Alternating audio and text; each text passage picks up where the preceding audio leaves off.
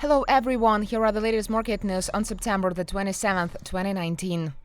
Democrats call to talk about Trump's actions.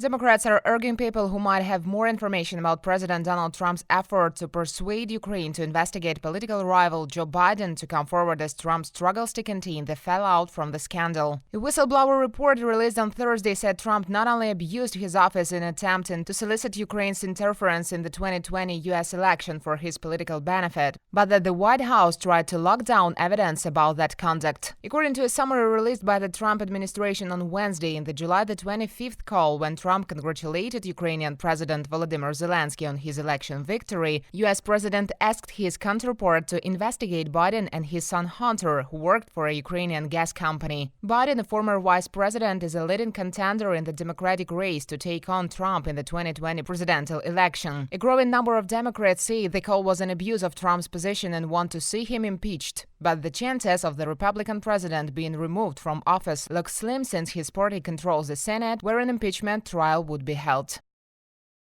Global stocks mixed amid global economy concerns.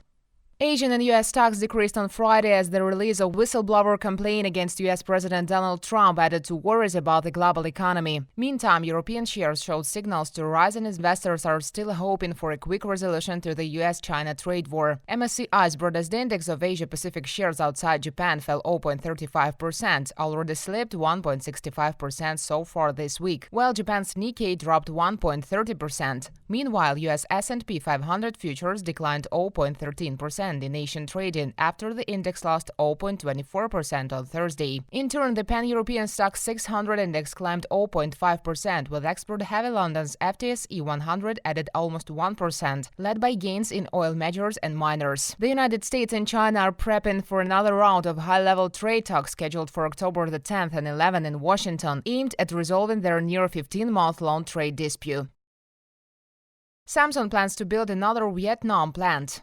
Samsung Electronics Co. Ltd. is considering the possibility of building another factory in northern Vietnam, already the South Korean electronics giant's key production base, a local official said on Friday. Samsung is looking to lease an area of 501,000 hectares in Hoa Binh province to build a factory to produce electronics products, told senior official of the province. Samsung is Vietnam's largest single foreign investor and accounts for around one-fifth of total exports. Company has invested more than $17.3 billion in 8 factories and research and development center around the country. Government customs data showed Vietnam's export of smartphones and electronic components, mostly produced by Samsung Electronics, had climbed 5.6% to $33.39 billion in the first 8 months of 2019, compared with the same period a year earlier.